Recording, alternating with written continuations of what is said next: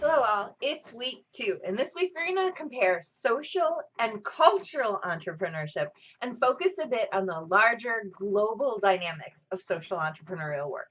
Some scholars differentiate between cultural entrepreneurship and social entrepreneurship by arguing that cultural entrepreneurship is focused on reimagining social roles and motivating new behaviors, leveraging entrepreneurial thinking and practices to change people's minds and change the ways they act or interact. Whereas social entrepreneurship is using business practices to work on solutions for social problems, using business practices to make social change. Social entrepreneurship has a longer history. It's a term that's been in use for a while. Although some would argue it existed as a concept for some time, the term cultural entrepreneurship is relatively new, and we'll talk and read a bit about that this week.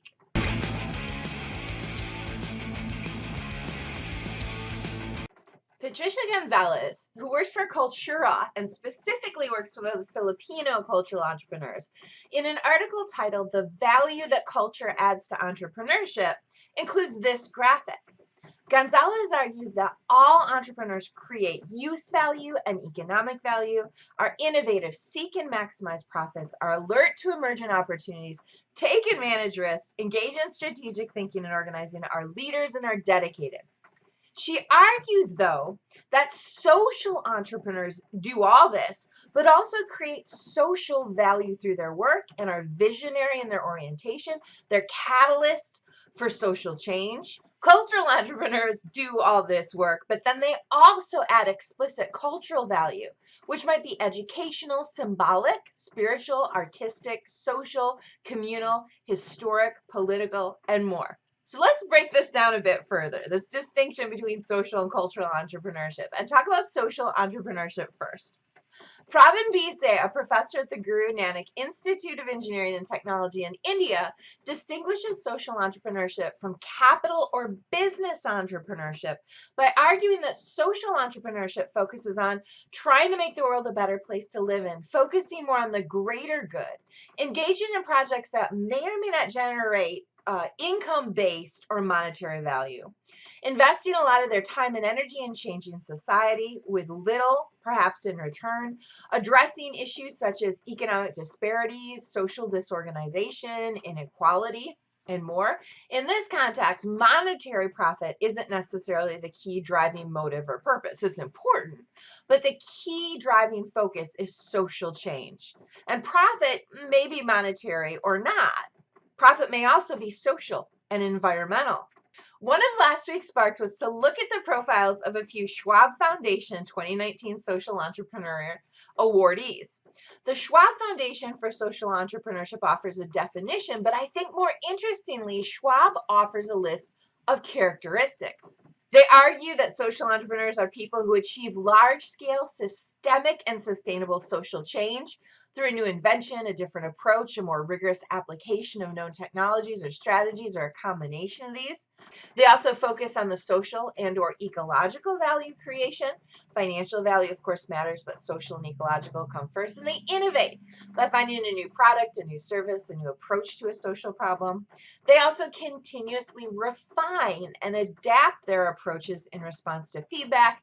They're innovative, act sustainably, think constantly about reach, and aim for social impact above any other priority. Social entrepreneurs, Schwab argues, also combine the characteristics represented by Richard Branson and Mother Teresa. Richard Branson's key characteristics are that he's determined, he's passionate, he's engaged in what he does, he perseveres when problems arise, he has personality, he's extroverted, agreeable, conscientious, enthusiastic, and warm, and he's flexible in his approaches. Mother Teresa is remembered and cherished as someone who was caring and selfless, was strong, incisive, and persuasive, who spoke up for others, and was idealistic in nature but pragmatic in action. Someone who combines some of these traits and is often pointed to as an example of social entrepreneurship is Blake Mycoskie, the founder and chief shoe giver of Tom's Shoes. Mycoskie was stunned when he found out that many people, especially in developing countries, lack shoes.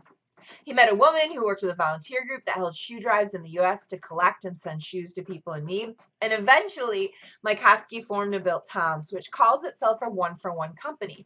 When you buy a product is donated to someone in need. In 2019, Tom's released a report on its 13 years of business and the impact the company has had. They've given 95 million pairs of shoes.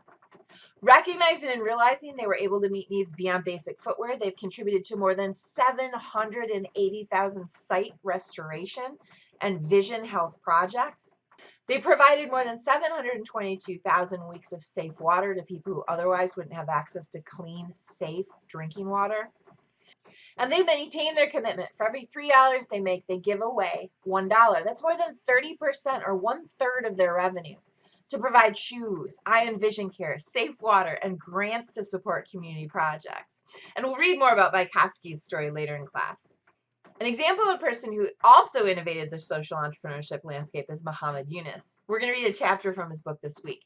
His work began in the 1970s when he realized that poor people were completely restricted from the loans and financing banks were offering, and that very small loans could make a huge impact on people's and especially women's lives in developing countries. So he started microfinancing programs where small loans can make a huge difference for individuals. And the distinction here, these aren't gifts. This isn't charity. Microfinancing institutions aren't nonprofits. These are loans that are repaid. One of the really compelling arguments Eunice makes in the chapter we'll read is that when things fall apart, we can redesign, recast, and rebuild. We should not miss the opportunity to convert our financial institutions to inclusive institutions. Nobody should be refused access to financial services because these services are so vital for people's self-realization. Credit should be given the status of a human right. And Grameen Bank is the microfinancing bank that Eunice created and that now serves more than 8 million borrowers, too poor for traditional banks to take them seriously. And Grameen Bank and Muhammad Yunus won a Nobel Prize for this work.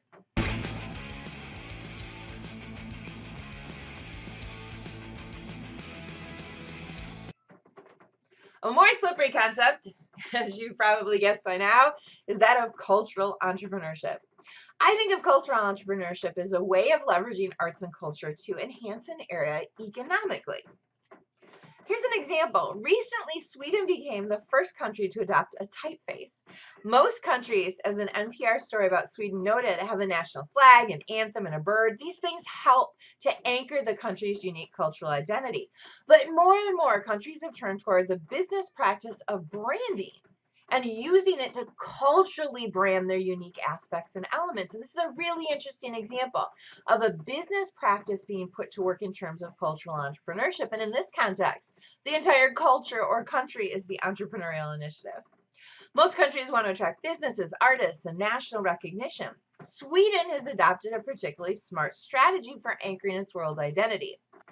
Along with a specific font face, Sweden has also adopted a color scheme, and this color scheme and typography is for use on their websites, press releases, tourism brochures, and more. If Sweden succeeds when people see these colors together or they see this particular typeface, they should immediately think Sweden. Sweden will have culturally anchored their brand. Companies are really good at branding, but arts and cultural industries typically aren't. But communities and cities can embrace their cultural industries to anchor their identity. And a great example of this is Grand Rapids, Michigan, world known for its renowned international Artprize competition. Artprize is, as the organizers describe it, a radically open, independently organized international art competition. For 19 days every fall, 3 square miles of downtown Grand Rapids, Michigan become an open playing field where anyone can find a voice in the conversation about what is art and why it matters. And there are exhibits throughout the entire city. The organizers continue. Art from around the world pops up in every inch of downtown in over 160 venues. Museums, galleries, bars, restaurants, theaters, hotels, public parks, lobbies, buildings, and it's all free and open to the public. It's unorthodox, highly disruptive, and undeniably intriguing to the art world and the public alike. The 2017 winner of the $200,000 Jurors Grand Prize was Seitu Jones's Heartside community meal where more than 250 people ate a meal together. The purpose of the meal, as Jones described it, was threefold: to remind us of food rituals as absolutely inherently culturally anchored, but shared. We all eat, and what and how we eat is linked to our cultural experiences and backdrop. Food, Jones argued, exposes our differences and inequities, illuminates our similarities and connections, and builds bridges of understanding between us. And third, the meal was just part of the experience. The people who participated engaged in discussions of healthy food access. And overall, the goal here was to meet across cultures and also to make people more aware of food access. And healthy food access is a particularly interesting social and cultural entrepreneurial challenge. Think about it. Most big, well-stocked, good stores that offer a wide variety of healthy foods are out in the suburbs. You have to have a car to easily get there and stock up on food. In my neighborhood in South Lansing, there's a Kroger, and it's partially walkable, but not if you're buying a lot of groceries.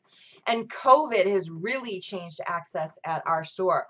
I've only seen flour on the shelves once in the past 6 weeks. There are no fresh herbs, and the produce section is about a third the size it used to be. A lot of people in my neighborhood shop as best they can at Quality Dairy or one of the liquor stores in our neighborhood because they're walkable, they're close, they're convenient. You can get some basic canned goods and maybe a loaf of bread, but you can't get kale or oranges at the Quickie Mart. I think social and cultural entrepreneurial approaches could offer us much to think about and ways to reshape people's access to healthy food. The 2018 Artprize Grand Prize winner was The String Project by Chelsea Nix and Mariano Cortez, a husband-wife team of travel photographers. They traveled all over the world and invited people to hold a string. The goal of the project was to symbolize the invisible connection we all have together. The project is a reminder that highlights some of the most valuable things in life: respect, hope, peace, compassion, love, empathy, integrity, authentic and genuine interactions that humans crave. Artprize 10 is scheduled to happen this fall, and the event just moved to an every other year format.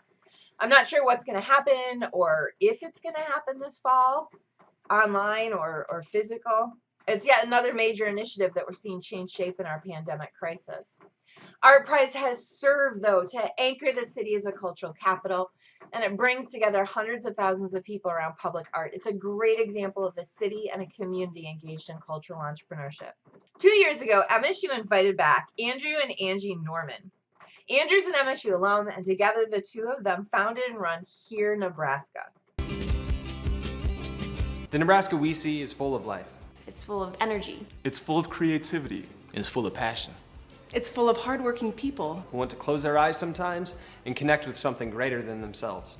Sometimes that comes in a church. Sometimes it's in a field. And sometimes it's amid a sweaty crowd, biting their lips, raising their fist to a musician. who traveled from across the country Across the world. or across the street to perform original art at a Nebraska venue. But what really gets us excited is the creative energy in the state. It's the ability to surround oneself with brewers and chefs, developers, designers, songwriters and poets, farmers and carpenters, who are all driven to create something original, something uniquely them. We produce events that bring together people across disciplines, races, ages, and sexes to experience something new and always something surprising. And we have our finger on the pulse of the young people who are deciding whether they should make a life somewhere else or stay and make that life here. We don't know what you see when you picture Nebraska, but we know what we see. At Hear Nebraska, we work our asses off to make sure the rest of the world sees it too. Join us. Hear Nebraska is what I would consider to be a hybrid organization. It's a nonprofit, but it's one that leverages entrepreneurial ideas and work to make cultural change. So I'd argue it's a nonprofit engaged in cultural entrepreneurship. The vision of Hear Nebraska is to make the state a globally recognized cultural destination, and they engage this mission by highlighting Nebraska artists, venues, and arts organizations. They run a Hear Nebraska radio site. They produce and promote music events across the state. They engage in both cultural and economic development. Two of their other key activities are to help build a more positive, inclusive, creative cultural community and to document and preserve critical Nebraska cultural history, providing access to a wide audience.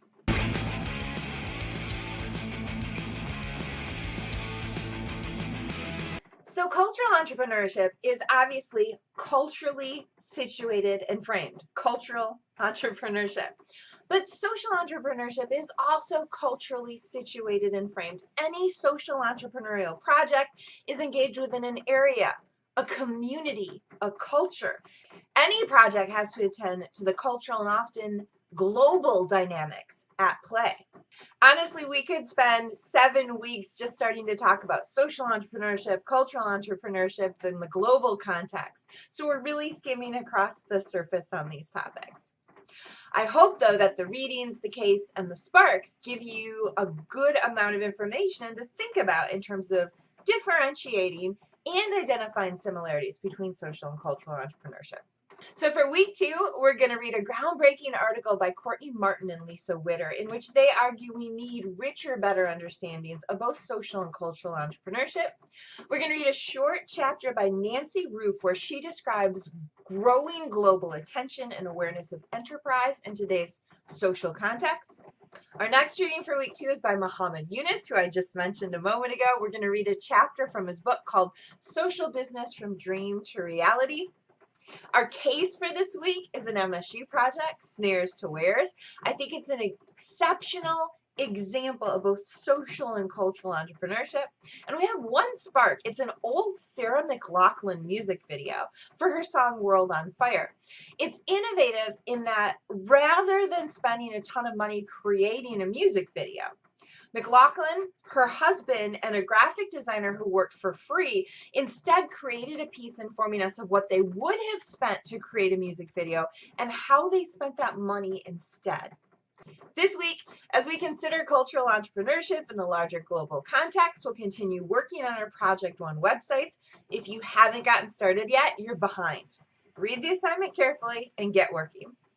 I'm going to send out and post a D2L my grading rubric for Project One, and I'll do this for every project for class. It's going to give you a sense of what I'm going to be looking for and how I'm going to be evaluating and grading your project. So hopefully it'll be helpful in editing and finalizing your website before you turn it in this Sunday, May 24th by midnight.